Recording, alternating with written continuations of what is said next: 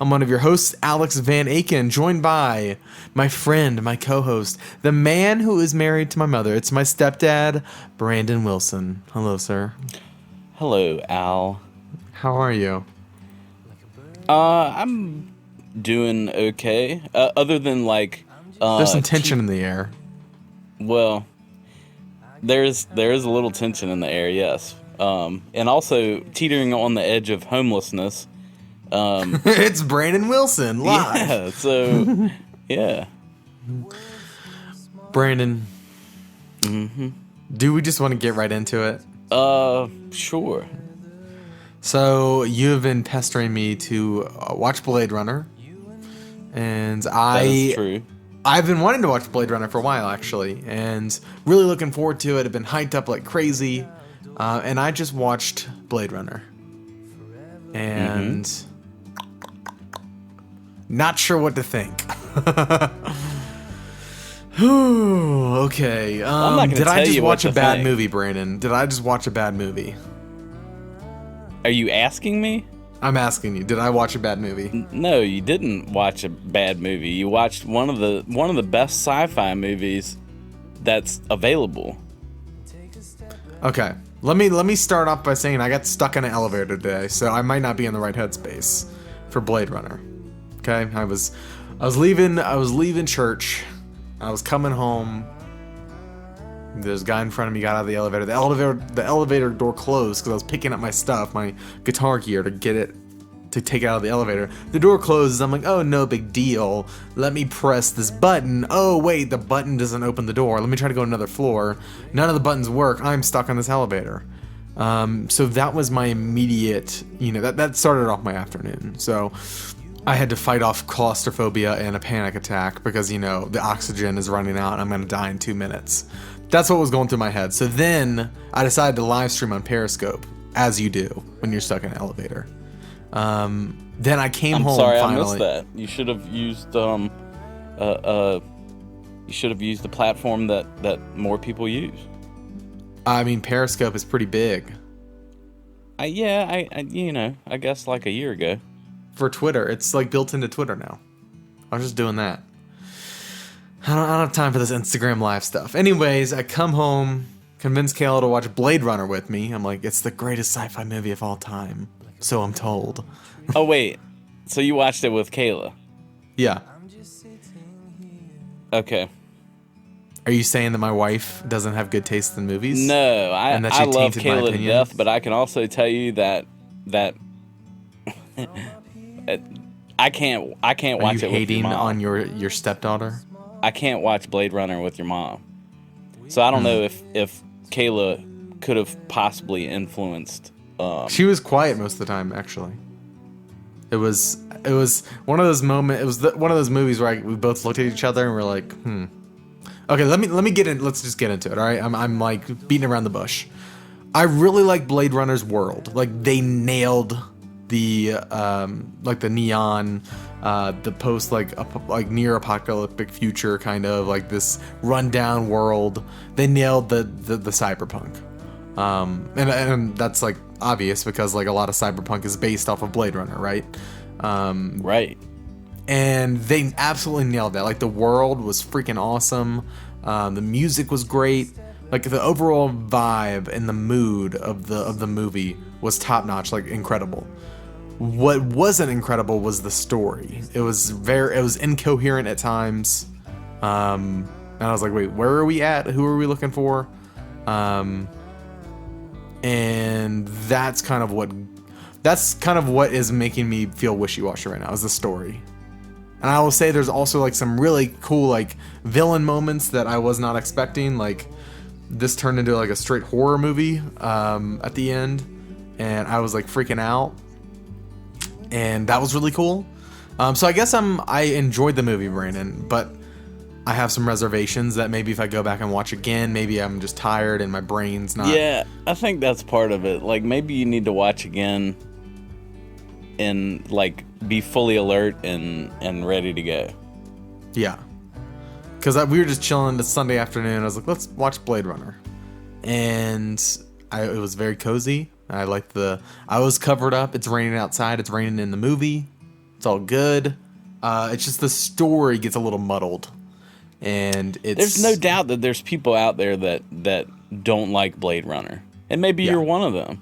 I'm not saying I don't like it. I'm just saying I was expecting it to like blow my mind, and it didn't.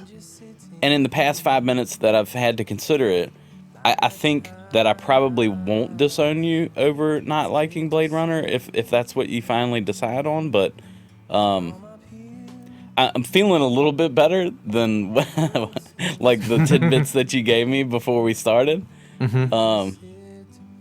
Yeah, I'm feeling a little bit better because I think there may be pieces. I think there may be reasons why you didn't get the full experience. Sure, that's valid. So I didn't watch I watched the version without narration. Because I rented the version with narration. I was like, this is way too cheesy, and I know it was not Ridley Scott's vision. It was like the studio forced it on it, and it was just cheesy. And I was like, no, I'm not doing this. So rented the non-narrated version, which was way cool, way better, like way more tonally. Like it wasn't like these. Yeah, there's awkward, a bazillion versions. Yeah. So I think everybody says the director's cut is the one. I watched the final cut. The final cut is the closest to what Ridley Scott's vision was. Mm-hmm. The final cut. Director's cut wasn't actually the director's cut.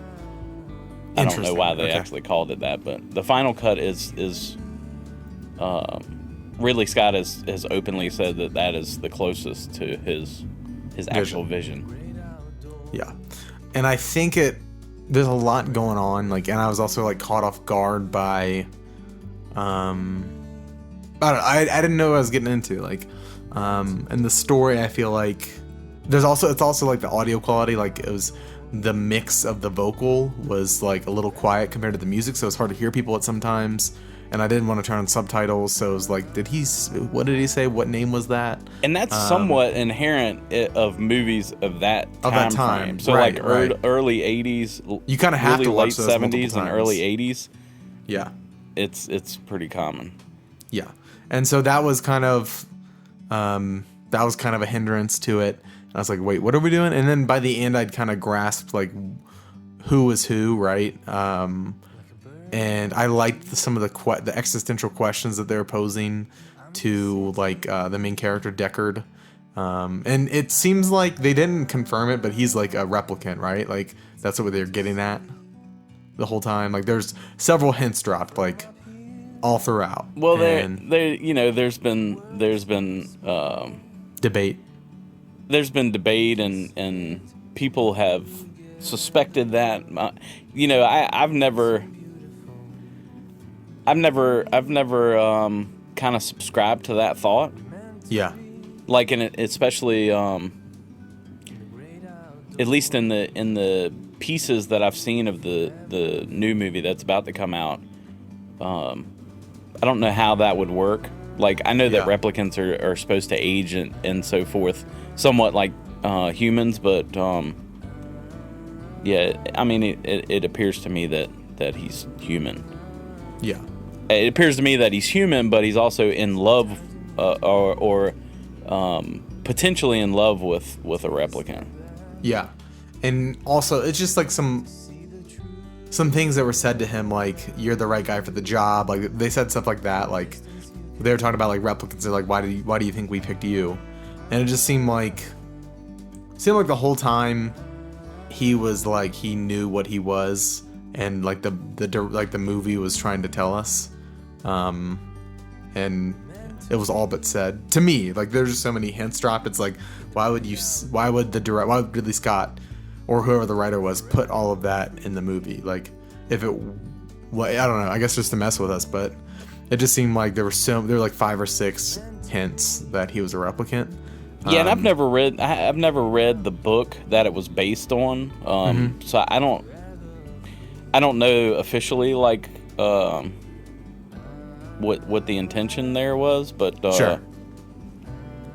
Yeah, like I said, I don't really subscribe to the thought that he's anything other than human. Yeah. I don't know. I think the more I sit on it, the more I like the movie. I just feel like I need to watch it a couple more times to like fully give an opinion, because I literally just ended it, and I would say the last 25 minutes is really strong, and it kind of like paints Deckard in a new light, like somebody who's afraid and stuff like that, and that was cool because the whole time he was just like this cool guy who didn't really get bothered by stuff, and he was kind of a jerk, and at the end he's kind of like his emotions are showing, right? Like he's so afraid, right? And I thought that was really cool because the whole movie's about like emotion, right? Like the replicants are in trouble because they're like, you know, they're starting to become emotional, like they've developed their own emotional responses, and they're becoming more human-like and making their own decisions because they're like slaves in this world. And so and the Tyrell Corporation is like afraid of like an uprising, stuff like that. So he's the Blade Runner, and he's hunting them down, and he ends up falling in love with one. So I thought it was cool. I want to watch it again. Like I said, like I think it was very strong. Like I understand why everyone references Blade Runner now, because the theme is so strong throughout it, like this cyberpunk theme. Yeah, and that's part of the pieces that I like about it is like, to me it melds like a 1930s, 1940s era, like you know, the private detective noir kind of experience, like, you know, the beautiful woman steps into the private eye's office, and they chat about their, you know, the case, and it just reminds me of that thrown into like a cyber, like smashed together with a you know, the cyberpunk theme. Yeah, I think they just throw a lot at you in the first 25 minutes or so. Yeah, and if you're not 100% on your A game, it's like, whoa, wait, I missed that. What was that? You know, what is this test? Why are they asking about tortoises and stuff? Like, the pacing, who was that guy that did that? Yeah, the pacing is really odd because it, like you said, they introduce a lot of stuff like and then really it kind of early slows on, down, and then it gets slow, almost to a fault. Yeah, and then the end of the movie is fantastic. Yeah. So I think I missed like one or two details in the beginning that kind of were crucial to the rest of the story, and I literally like looked away for like 30 seconds, and it was like, oh, okay, like, and I didn't realize I missed anything until like 25 minutes later. I was like, well, we're on this ride already, like, let's see where it goes. But I think it didn't let me down as far as like mood and tone. Like that's what I was really excited for. It was just like my first time through, the story seemed a bit muddled, so I want to go back through and watch it. You know, I'm still really looking forward to Blade Runner 2048, and if anything, it's like increased my hype for that movie, because I think where movies are these days, like inherently they kind of overcome some of my difficulties with this original, like the audio mix. Like I know I'm going to be able to hear everything fine in the new one, right? Just because, you know, we kind of have a standards now as far as all that goes, and the standards are way high quality. So I think inherently, like, the new movie will kind of easily overcome some of the barriers that this one had. I really loved the practical effects in it. So like as far as like all the different contraptions when they're doing the tests, the cars and how they're like they're suspended in the air, and they are they have like smoke coming out of them for like their jet fuel. It's really cool. So yeah, and the cinematography for that time frame, you know, they a lot of the special effects were done by like multiple exposures. So there's certain scenes where I think up to like 16. Like the film has been exposed up to 16 times. So they've exposed it once, rewound it, exposed it again to introduce a new layer of effects, and like just did that multiple times. And just, you know, in some cases that was just so Ridley Scott could like get the exact lighting that he wanted for a particular scene. So it may be exposed once really dark, and then exposed again with a beam of light in this particular area. So just, you know, knowing that much work went into getting the exact tone and the exact look that they were trying to pull off is pretty awesome. Yeah, I think throughout, I don't think they falter once with the like the tone and the aesthetic of everything. Like I think it's very consistent as far as that goes.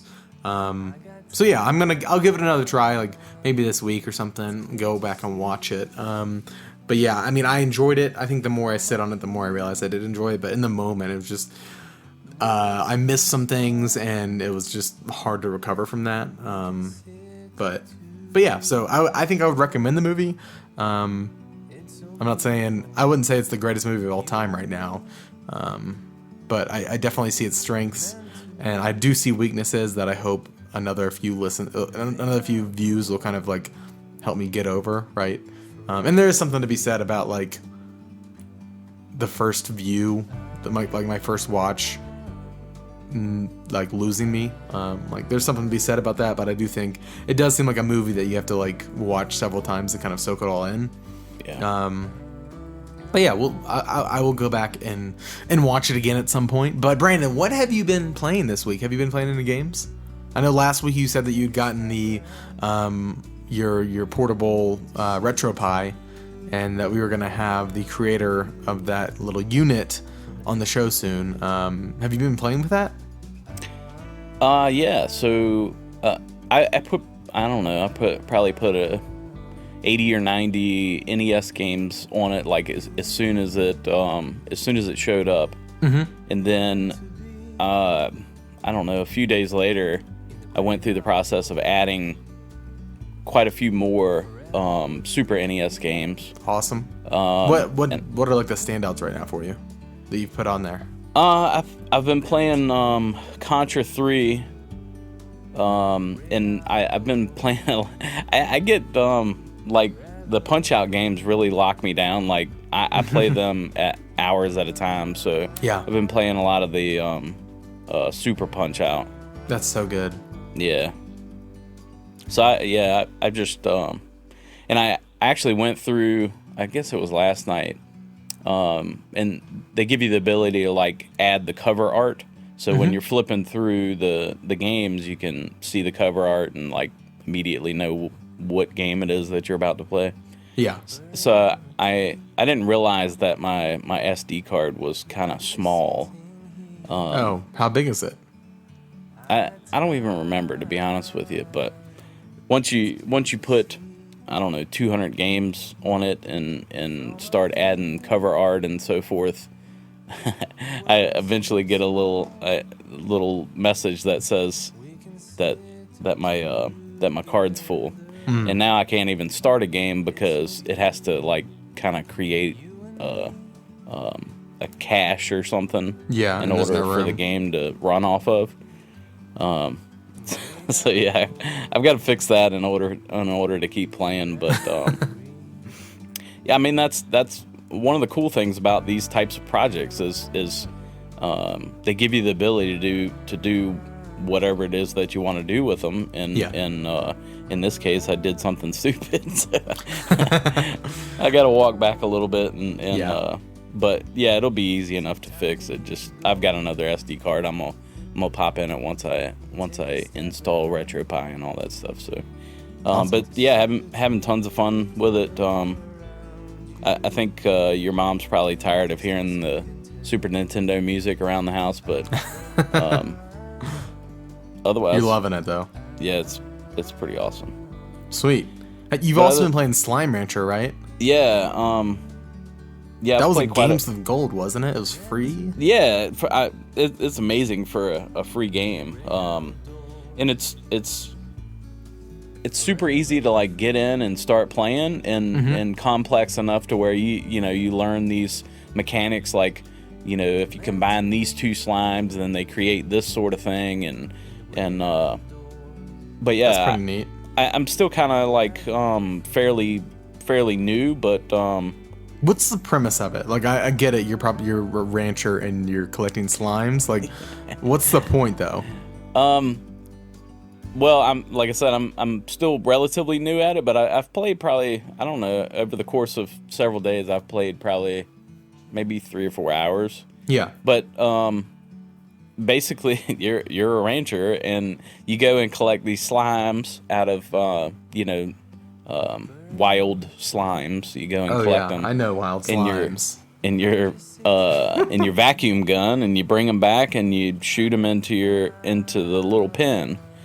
And if you feed them, they will spit out these little things, and I forget the name of the things. It's a specific name, but you grab those things and you kind of sell them on the market, and you can then upgrade your ranch and so forth and so on. So it's kind of like a ongoing cycle of grabbing slimes. You can, and like I said, you can also mutate them, so you can combine a pink slime with a I don't know, one of those rock slimes or something. Oh yeah, those rock slimes. I know those. Yeah, and you can create something completely new. And some slimes eat other slimes, and to separate them.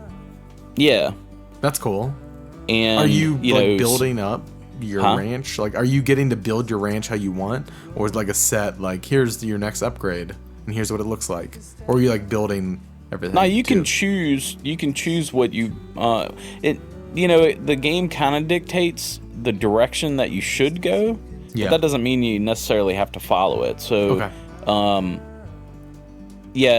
initially you're like first just collecting pink slimes, and once you get enough pink slimes into a pen, they will kind of like stack on top of each other and then jump over the pen. So, once you get a certain number, then you're going to want to build your pen fences higher so they can't jump out. Yeah, I mean, there's a certain path that you probably should follow if you want to follow the course of the game. Yeah. But it's open enough to where you don't necessarily need to follow it and do things in a exact order. Mm-hmm. And you can still be somewhat on track. That's pretty neat. Yeah. Sweet. I want to try that one out. I have it on my Xbox, so I think it might even be downloaded already. So I need to jump into that one. It looks kind of relaxing and just like I can just kind of drone and put on a podcast. Yeah, it's definitely fun. I mean, I wouldn't go into it thinking it's going to be like amazing graphics or anything like that. The graphics are pretty much cartoonish, and you go and grab chickens to come back and feed the slimes, and pick flowers and carrots and that sort of thing. So it's simple. I think it's meant to appeal to a really wide audience, and I think they did a fantastic job of that. So I think it's complex enough for like a parent and a child to be able to enjoy it. But I think there's something for guys like you that just want a fun game to play. Yeah. I think awesome. I think it really appeals to a lot of different people. So awesome. I'd say check it out, especially since it was free. Yeah, of course. And how's GTA Online? GTA Online just kind of released a new DLC, which it's been a little while since I played that, so I haven't played since the new DLC came out, which is kind of unfortunate. But I did play Motor Wars, which is like somewhat their answer to PUBG. Yeah. And it is pretty fun. It's from what I understand about PUBG, it's fairly different. Yeah. The similarities are much like most battle royales. It's you have this circle that's kind of coming in on you, and you're basically trying to defend for yourself and be the last guy standing. Motor Wars is more like a team-based thing, which I know PUBG has. You can play as a team as well, but it's more vehicular. So there's lots of different types of vehicles, and you jump out of the airplane, you land on the ground, and you run for a vehicle. There are other like actual weapons that you can pick up, but most of the weapons are geared towards like I need to take this type of vehicle out. So this is a rocket launcher or whatever. So it's primarily, you can tell that by the name. It's Moto Wars, so it's very driven by vehicles. Yeah. Pun intended, I hope. Yeah. So it is fun. I am looking forward to playing the new DLC. The new DLC is like now you can own a hangar. So similar to like cool. you could own a garage and go out and steal cars. The new one is you can own a hangar and own several different types of planes and do all sorts of different type of flying activities. apparatus type missions. That's cool. So yeah, I'm looking forward to playing that. I just haven't been able to yet. Awesome. Speaking of GTA, listeners of Pixel Pulse Radio, you should go check out. We release video essays every Friday. This week on youtube.com/okbeast, Blessing put up a video on why GTA 5 is still selling. It's the I think in June it was like the third most selling game of the month, and it was out in 2013, and every month like it's on the charts. So Blessing kind of breaks down, and we have like a collaborator with AJ from Fanatics 4, which is another content creator, and so it's a great video. Again, youtube.com/okbeast. Go check that out. I've been playing, so I played a little bit of Project Octopath Traveler. There's the demo out on the Switch, and this is a game that I've really been looking forward to. And I kind of just JRPG, yes. Correct. We're not playing, all right. I know, we're not playing JRPG or Fake, but we should be. Project Octopath Traveler is a Square Enix JRPG, voice acted. It's got like this parallax scrolling 2D/3D like graphical aesthetic going on. It's really and it's incredible lighting. Like, it's hard to explain what that looks like. People smarter than me, Chase Williams, have said it better than me, but just Google that game and you'll know what I'm talking about. Like, it has a distinct look.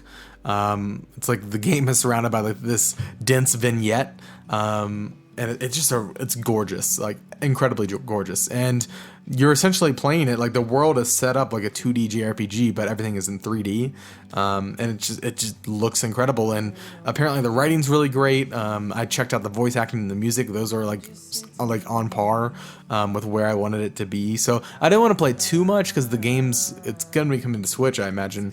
I think next year. I think it's 2018, but they've already got a 2-hour demo out, so I'm assuming like the game's coming along pretty nicely. And I kind of just want to save it for the real game. Like, I don't necessarily want to play through the demo and have to re-trek those hours in the real game, because I know that'll be a big turnoff for me. So I kind of just wanted to jump in and see like what it was doing. And I honestly didn't get very far intentionally, but what I saw I really enjoyed. So if you have yet to play it on your Switch, go download the Project Octopath Traveler demo. Highly recommend it. And then Destiny 2 has been consuming me for the past 2-3 weeks. I think we've talked about it on every episode of Pixel Pulse since the game came out. So Destiny I don't 2? want to, Destiny 2? Destiny 2, yep. I think I've heard of that one. Yeah, you probably have. And I've been raiding, which is a first for me in Destiny. I haven't raided since like 10 years ago in World of Warcraft and City of Heroes. So it's an experience. I've probably put in, last weekend I probably put in 8 hours into the raid, didn't beat it. This weekend we probably put in 5 or 6 hours into the raid, and now we're at the final boss. And how does that work? Like, you can save? It resets every week. Like, I remember like World of Warcraft, like once you started a raid, you better be there until it's done. Yeah, this is separated into sections, and so after you beat a section, you like get that key, and like you can, and then it progresses to the next section, and you can kind of break there, and you'll come back as long as every week it resets, like the raid resets. But you can, if you're within that week, you can come back and your progress is saved. Sweet. Yeah, so that's cool. So we're at the final boss. We're gonna actually finish it later tonight after we're done with Pixel Pulse Radio, and I'm hoping I walk away victorious. It's incredibly difficult when you first get it, but like I feel like we've kind of picked up like what we got the strategies down now. So now we're just there's like zero room for error, like we talked about on the Farm to Tower Destiny podcast I'm a part of over on Irrational Passions YouTube page. The raid has very little room for error, and it's very, very, very, very punishing. And I don't know if a ton of people have beaten it yet that I know. I know a few people have, but I'm hoping to beat it tonight. I'm running with Bless, NATO, Zach, Johnstone, and our friends Rihanna and New from Seattle. So I'm hoping we beat it tonight, and I hope I get Y'all some aren't good gonna gear. beat it. Don't say that. I know most of the people that you just named off. I'm gonna go with no. They're gonna be highly I offended. love all those people. I know. Even the ones that I haven't met yet, I love them all. Yeah. So, I think you guys got it. Yeah.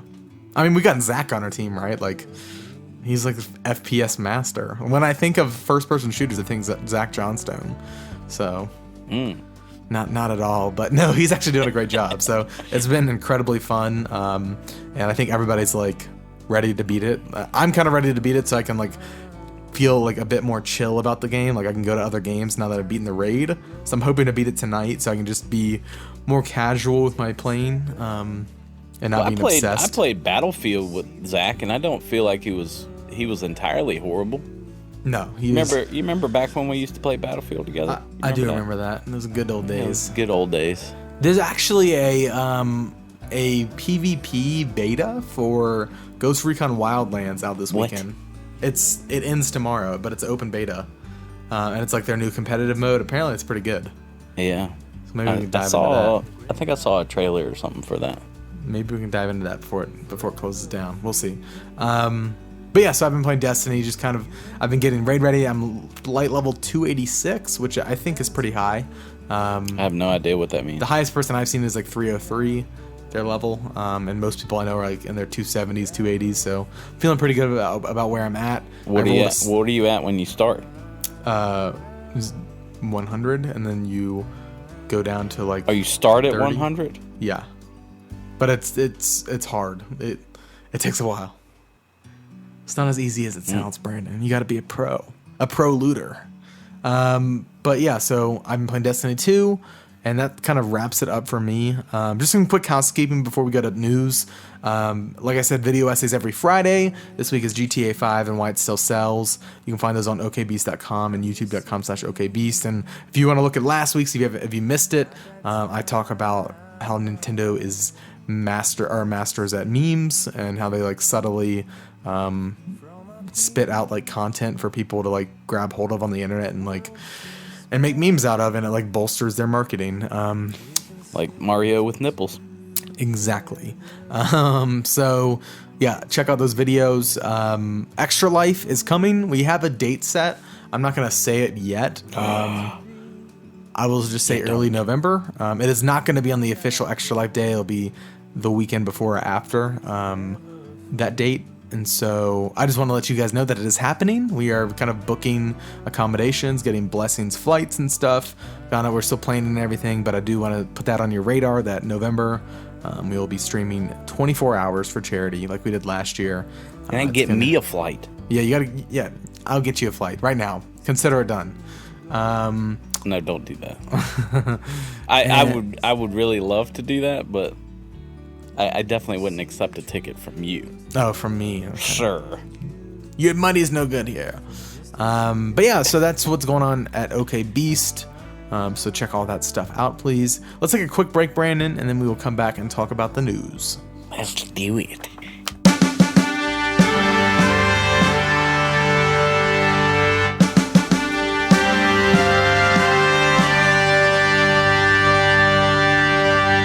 Brandon, you are familiar with PlayerUnknown's Battlegrounds, and I know you are also familiar with Fortnite, which is Epic's building survival game, I guess. I'm familiar. You're familiar, okay. So in a call, I think it was a conference call, the PUBG studio, Bluehole, they helped make, Brandon Green made PUBG, and then Studio Bluehole is helping build the rest of the game. So they've kind of talked about how they're very unhappy with Epic Games, that they're bringing a Battle Royale mode to Fortnite. And they're saying that after listening to the community and reviewing like gameplay for themselves, that they're concerned that Fortnite is replicating the experience like from scratch, like they're just ripping it. And so they're like contemplating further action. They are not happy about it, and so they said, we love battle royale games like PUBG and thought Fortnite would be a great foundation for our own version. That's what Epic Games said, and so on like a PlayStation blog, I think. And so Bluehole is saying that they're they don't like that they're working with the Unreal Engine 4, and it just seems like very shady to them, and so they're like I said, they're contemplating further action, legal action. We'll see what happens. That's what's kind of shady about the whole deal. And what I thought was kind of interesting was, Epic's obviously the creator of the Unreal Engine, and PUBG is built on Unreal Engine, and they're saying that there may be some sort of correlation, between the use of the engine and the fact that they're so easily able to replicate what they've done. Yeah. So the Battle Royale mode in Fortnite, it's free. It's coming out, I think, this coming week. When this episode releases, I think it'll be like at some point this week. And so it's like that 100-man PvP gameplay style. It's got like the closing wall and all that stuff. And so what I want to get into just real quick, like we don't have to spend too much time on it because I know it's going to be talked to death on podcasts everywhere. And I like to kind of bring different news than just like the standard, what you hear everywhere else. But I figured it is important. We should talk about it. Do you think, like, I don't know, to me that like PlayerUnknown's Battlegrounds is a ripoff of every other Battle Royale game. Like look at H1Z1, and those games are very similar. Their aesthetic. PUBG was definitely not the originator, so the fact that they got their panties all in a wad, it just seems beyond off. Me. Yeah, it just doesn't seem right. I don't know. Like, I get it. Like, there's definitely like some shadiness there. Like, especially like the company who owns the engine you're using is like sees the success that you have, and I think Epic Games might have meant. Of course they want the money. Of course they want money, but they're also like, hey, this is like PUBG is like great. They even reference it saying like PUBG is a great game, and like we wanted to pull from that. But I think maybe they pulled a little too much. Well, there are differences. Oh, there are like the base building like on the fly. That's really cool. But yeah. So the piece that kind of makes Fortnite unique is you're building a base. Yeah. And that's going to be part of this new mode. Yeah. So, I mean, I don't know. I think it's different enough that it's like, it's their spin, the base building spin, because you can like set up walls outside other people's bases and like use it like to make bridges on the fly, like cross a ravine. Like I think it's different enough that they're not going to be in any sort of legal trouble, unless there's like some proof behind the scenes of like malicious intent and like we're gonna directly rip this off. But I think just outside looking in, Fortnite is way different from PUBG, just like in its foundation, and the fact that they have a PUBG mode. I don't know, just like why did Bluehole not call out GTA 5? It's probably because GTA 5 is a behemoth and they know they can't mess with them. Well, I mean, Epic's pretty big. Pretty big, too. Yeah, right? Yeah, I don't think they have a chance. Yeah. And even if they have a chance, Epic's just going to pay it off and all's good. Yeah. Keep on churning. So I don't know. It just seemed kind of petty to me, to be honest. And I'm a huge PUBG fan. I did a video essay on them a few weeks back. I'm a fan of their games and of Bluehole's games and Brandon Green's design. It seemed a little petty to me, and I just didn't seem necessary. So, but that's up to them. It's their game. We'll see what happens. We'll try to keep everybody updated on that. But yeah, moving on. Last week we talked about Doom footage, or Doom that was announced on the Switch, as well as Wolfenstein 2, the new Colossus is coming to the Switch. This is like following the fact that Skyrim's coming to the Switch. And so I talked about like, this is a huge precedent for Switch. Like if it runs well, if Doom runs well on Switch and it feels like Doom, like that's huge, for third-party Nintendo support, which Wii U lacked largely. And so that's also like the question of the Switch. Is there a third-party support that's gonna like entice people to buy games on the Switch, right? Like, is that platform there? And they're bringing Doom to it. Footage was released this week of Doom on Switch runs at 30 frames per second. It's, I think, 720p, and I think there might even be dynamic resolution, which we talked a bit about last week. The fact that I thought that was a good idea that they would do, and it turns out they did. But yeah, like, I've watched several videos from several different outlets. Doom is running well on Switch, which is mind-boggling to me. I would have never pictured Doom, which came out last year, to come out on the Switch. What do you think about that, Brandon? I know you're a Doom fan, aren't you? Well, now it's kind of unique perspective because now I'm playing with my RetroPie handheld. I'm playing some games that were previously console games, and I'm playing it on a handheld, and I can tell you it's pretty freaking awesome experience. Yeah. Especially if it plays it well. So to think, and I was kind of a little bit skeptical about this when you were talking about it previously, but now, given just that experience of playing like a Super Nintendo game, but this is like that on a whole new level. This is like current generation style game, or version of a game, in your hand. Yeah, that you can walk around with. That's pretty cool. That's pretty awesome. Yeah. Yeah. So I think this is huge. We'll see. Like, again, like, the game could come out and could run like crap. Like, could have just been like a really well polished vertical slice. But it's looking good so far. So we'll try to keep everybody updated. And of course, I'll be playing it on Switch later this year, so I will give my opinions of that then. Moving on to some Overwatch news. There's a student that created a Thai Overwatch support hero named Tara, and it was like this huge concept art thing. Like, he had all sorts of skins made for her. He had a level made for her, a map made for her. And he like tweeted it all out, put it all out there in the world, and Blizzard ended up noticing. And Jeff Kaplan, like creative director on Overwatch, was like, "Man, this is dope!" Like, he was very excited. Her abilities include Bubble, which is a blast of energy from her gun that kind of blocks an enemy inside for a couple seconds, and she has like a healing drone, which like heals allies. And apparently her design was inspired by a beta fish, which is like a Siamese fighting fish. So I thought this was super cool. It's not an official character, but I mean, I think it'd be pretty cool if they made her into one. Like, she seems like she has like all sorts of different abilities that like work within the game, and it seems like she would provide something new. So I think that's pretty cool. Like, do you think there's any chance of this becoming an actual Overwatch hero?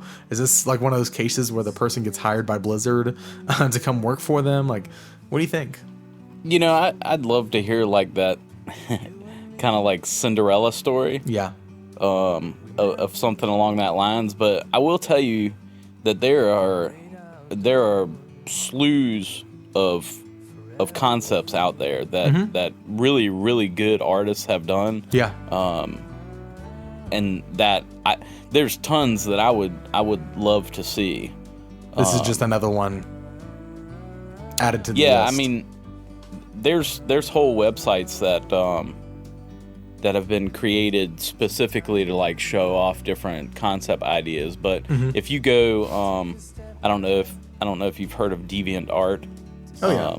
But DeviantArt is a huge community, like art community of mostly digital art, but lots of different types of art, really. And there's like, if you went to DeviantArt and typed in Overwatch concept, there's hundreds. Oh, I'm sure, yeah. If not thousands. So I don't know how like particular ones end up getting like more media play than others. There's even a subreddit for hero concepts for Overwatch. But yeah, like I said, I don't know how some concepts get more. I think it was because this one was so on the nose with the artwork, like it looked like Blizzard drew it, right? And like people loved that. That's just my guess. Like, it was in the style of Blizzard. I think I have a theory that this artist wants to get hired by Blizzard, and so they made it looks like a Blizzard concept art. So I don't know. Yeah. I think maybe that's why people are like picked it up so quickly. Yeah, and it's also pretty just awesome. chance and happenstance, right? So we'll see. I doubt this will become a hero, but I thought the hero idea was really cool. And I'd love to see Blizzard kind of maybe even be inspired by it. Could be pretty cool. So the Chinese Room, creators of Dear Esther and one of my favorite games, Everybody's Gone to the Rapture. The studio they laid off their employees apparently a couple weeks ago, and they're going dark now. They said they don't think this is the end of the studio, but they're just trying to figure out what's next for the studio, which really sucks because Everybody's Gone to the Rapture is a really great game. I actually might have a video coming out in the future on that game. Maybe we'll see if it comes together. But it kind of sucks that they're going dark, and they're not making games right now. So I always think it's sad when a studio closes or even like goes on hiatus. But maybe it'll be like Gigantic, who kind of did something similar and came back with a bang. So I hope that they have a similar fate. We'll see, because they've like done The Room. They've done all sorts of stuff. Yeah, it's really unfortunate because like, I don't know, I like to think that when you enter into a business relationship like this, like you're starting a studio, like I like to think that maybe you've got like a certain vision that you foresee for the future, but yeah, to kind of go dark and go on hiatus for a little while and then pop back up, I feel like that's really gonna put them at a handicap. So. Or maybe they come back and get a bunch of media attention for coming back. So yeah, if the game idea I think that is only really cool. happens if they come back with something awesome. Yeah, I mean, I think like, their other games are awesome, so we'll see. Yeah, we'll see. And also, I misspoke. I said they made The Room. Ignore me. I've got Afternoon Nap Brain. They did work on Amnesia though, so. If you're familiar with that series, I know a bunch of Let's Players used to play that game, but yeah, I think you had a little amnesia when you were talking. Funny. Brandon, this is something really cool. Kind of going back to Switch real quick. It turns out that there's a hidden NES golf game on Switch. I think it's like 1984. It's just called Golf, and it was developed by, I think, Miyamoto and a few other. It was designed by them, and Satoru Iwata programmed it. He used to be the head of Nintendo, and he recently passed away a couple years ago. And apparently on July 11th, every year, this game opens up. Satoru Iwata had this like signature hand gesture where he kind of put his hands up and then put them out. And if you do that with the Joy-Cons in your hands on July 11th, it opens up the old golf game from NES from 1984, and you can play it on that day. And they found this out essentially, like a bunch of hackers found it, and they found like they were data mining and found it. And apparently, if you either wait for next July, or if you get a brand new system and don't connect to the internet yet, you can set the date to July 11th and hack into it that way and play it. But I just thought it was a really neat tribute. And I love just seeing little stories like this.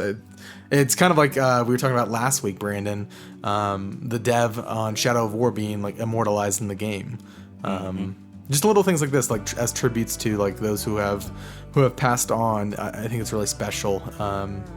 Yeah, and I would like to actually end on that news story as a feel good news story. Brandon, what is your weekly recommendation this week? If you're new to the show, new to Pixel Pulse Radio, weekly recommendation is something that we think is cool that you should check out. It could be a book, a movie, a song, really anything. But Brandon, what is your weekly recommendation? Well, we're coming up on Halloween, and I really want to dress up. Like I haven't dressed up in years, and you know, as someone that's very much into like special effects and so forth, I really want to do something, and I'd like to do something that I created myself. So I've been like jumping back into YouTube and digging all around for really cool people that make really cool costumes and so forth. Yeah. So I'm gonna mention two. One I think I've mentioned before. So the first one I'm gonna mention is Cosplay Chris, and I just found Cosplay Chris recently, but he's pretty popular, and one of the videos that I liked particularly, actually he has a couple different videos around this theme, but he did a costume. It's basically a Batman costume, but it's if you were to mesh Batman and a pirate together, so there's like lots of like hand sewn leather and or leather type look so you'd have to see it, but it's super cool, like Batman meets pirate. That's really cool. Yeah, his name's Cosplay Chris, and the other one I want to mention. So yeah, follow him. Yeah, the other one I want to mention is called Glam and Gore. Okay. And I think I've mentioned Glam and Gore previously on the show, but she does.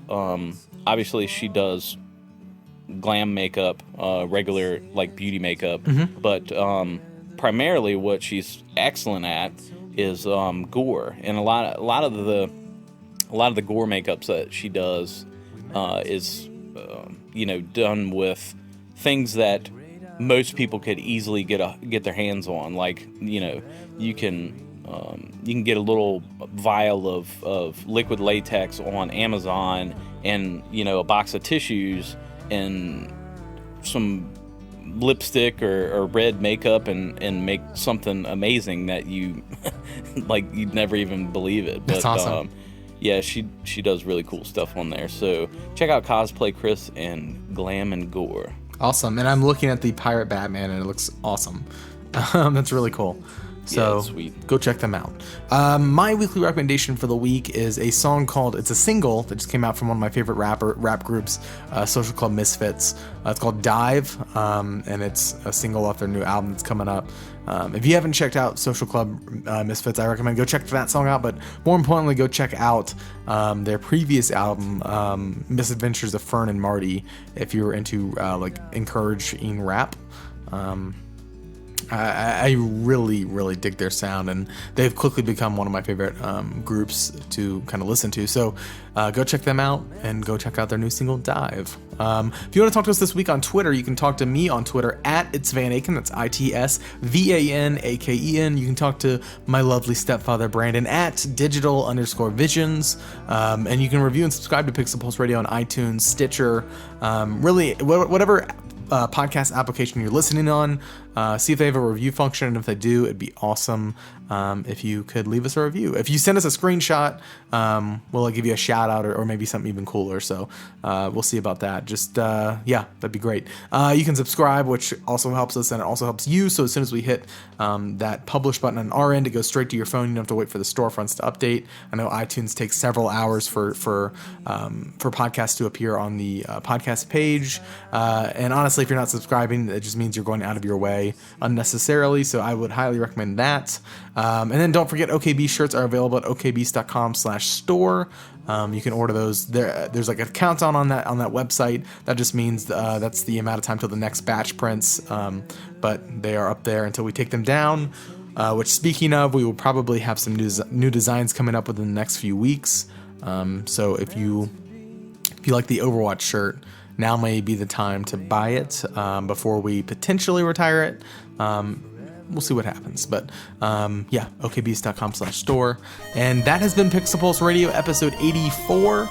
Thank you so much for listening, everybody, and we'll see you next week. Goodbye.